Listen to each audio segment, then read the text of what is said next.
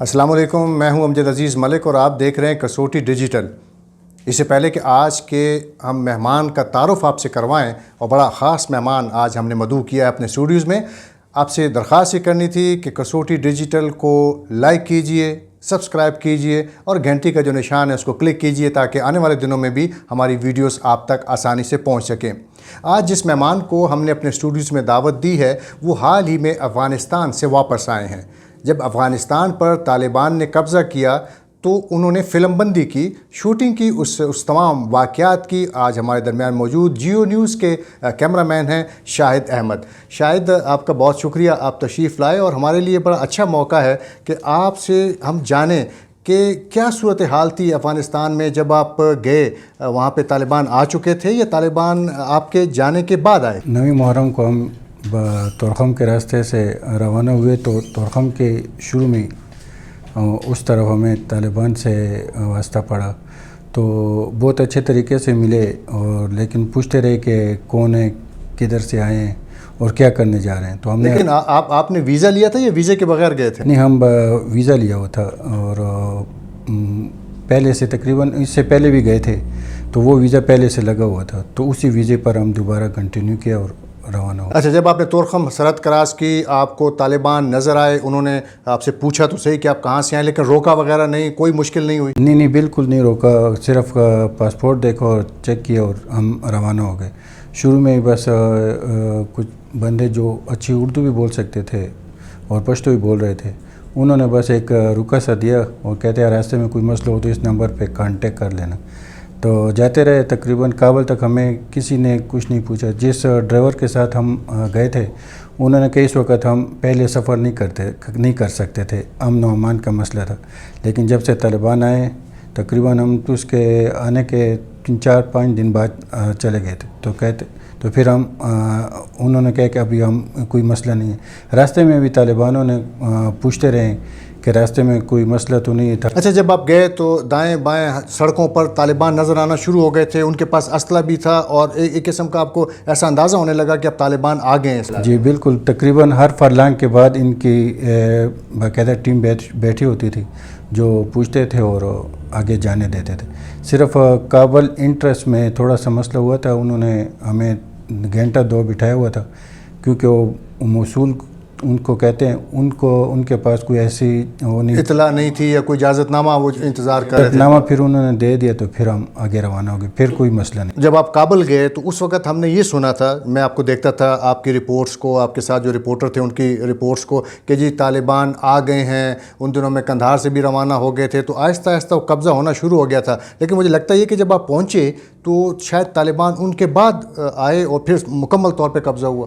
نہیں، ہم تو جب پہنچے تو طالبان تقریباً کیونکہ حالات کابل کے خراب ہو رہے تھے، امن و امان، تو اس وجہ سے وہ پھر اندر آ گئے تھے کیونکہ بینک وغیرہ اور وہ لوگوں نے چوری چکاری شروع کر دی تھی۔ تو طالبان کا یہ کہنا تھا کہ ہم نہیں آ رہے تھے، لیکن اس وجہ سے آئے کہ امن و امان اندر کے حالات خراب ہو رہے تھے۔ اچھا، یہ بڑی انٹرسٹنگ آپ نے بات بتائی کہ طالبان کے آنے سے پہلے چونکہ حالات خراب ہو رہے تھے تو چوریاں وغیرہ شروع ہو گئی تھی، تو طالبان کے آنے کے بعد پھر امن قائم ہو گیا وہاں؟ جی بالکل۔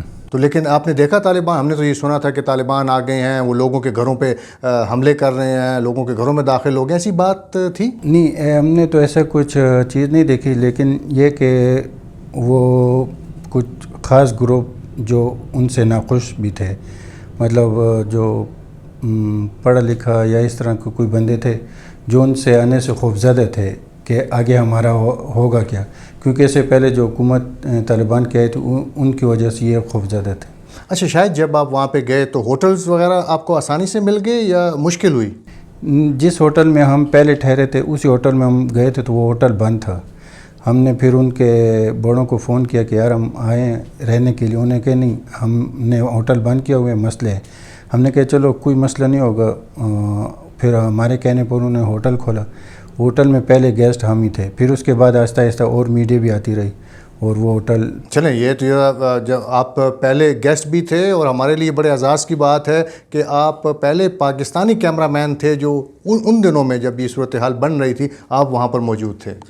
تو یہ بتائیے کہ جو دھماکہ ہوا وہاں پہ ایئرپورٹ پہ، تو آپ وہاں پہ کہیں قریب ہی تھے؟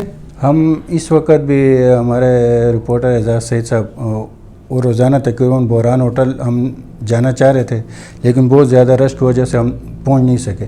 اس وقت بھی ہم جا رہے تھے، بہت قریب پہنچ چکے تھے۔ ہمارے ڈرائیور تھے نقیب اللہ، انہوں نے کافی کہا ہمیں کہ یار تھریٹس ہے داعش کی طرف سے اور نہیں جاتے، واپس جاتے ہیں۔ تقریباً یہ 3 ساڑھے 3 کا ٹائم تھا، انہوں نے خلیل حقانی کی طرف سے کوئی پریس کانفرنس تھی، انہوں نے فون کیا کہ پریس کانفرنس ہے، تو ہم ادھر سے واپس ہوئے۔ بہت زیادہ رش تھی، تقریباً 1 گھنٹے سے زیادہ ہمارا پھر بھی لگا۔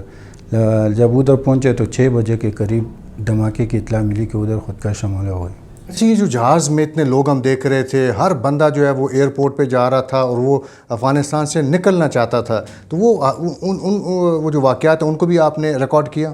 جی بالکل، جو جا رہے تھے وہ بہت زیادہ خوفزدہ تھے، مطلب اس میں ہزارہ تھے، تاجک تھے، اور زیادہ تر وہ تھے جو طالبان ان سے خوفزدہ تھے، تو وہ جانا چاہ رہے تھے۔ ان کے پاس اکثریت کے پاس کوئی ڈاکومنٹیشن نہیں تھی، کوئی پاسپورٹ یا وہ نہیں تھا، لیکن وہ جانا چاہ رہے تھے اور کافی چلے بھی گئے تھے اس میں۔ لیکن طالبان نے تو کسی کو کچھ نہیں کہا بقول آپ کے کہ وہاں پہ، بلکہ انہوں نے تو امن و امان قائم کرنے میں بڑا رول پلے کیا۔ جی بالکل، طالبانوں کی طرف سے، ذبیح اللہ مجاہد کی طرف سے اور ان کی طرف سے عام معافی نامہ ان کو دے دیا گیا تھا۔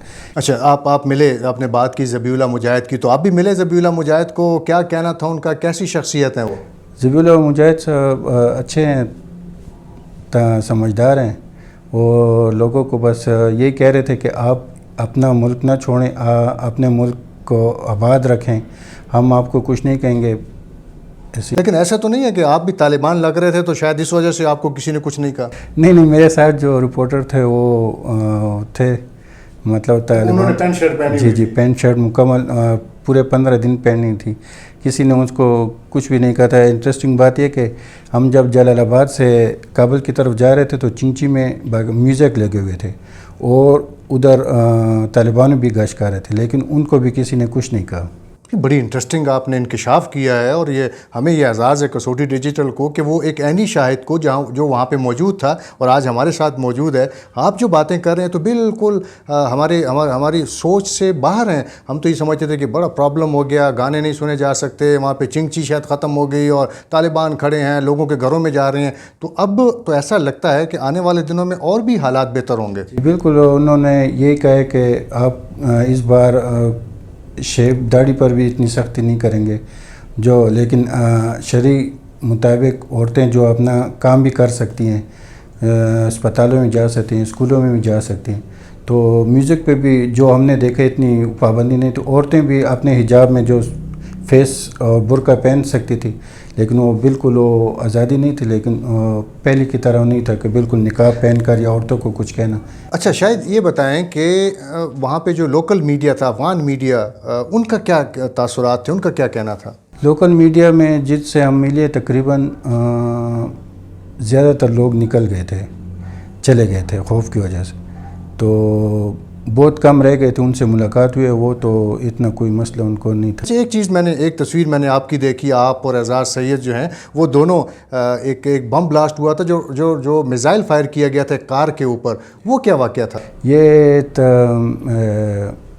ایئرپورٹ کے ساتھ ہی ایک علاقہ تھا، اس میں کسی نے رات سے گاڑی کھڑی کی ہوئی تھی جس میں میزائل فٹ تھے پہلے سے، تو صبح تقریباً 6 بجے کے قریب وہ میزائل فائر ہوئے جس کا ٹارگٹ ایئرپورٹ ہی تھا، لیکن وہ امریکن کا کہنا تو ہم نے ہوا میں بلاسٹ کر دیا، صرف ایک بلڈنگ کو معمولی نقصان پہنچا تھا اور باقی کچھ نقصان نہیں ہوا تھا، جانی مالی نقصان نہیں ہوا تھا۔ تو آپ کو ڈر خوف تو محسوس نہیں ہوتا تھا کہ آپ کو کوئی پکڑ کے نہ لے جائے بغیر اجازت کے؟ پھر سنا کہ اجازت نامہ بھی ملا؟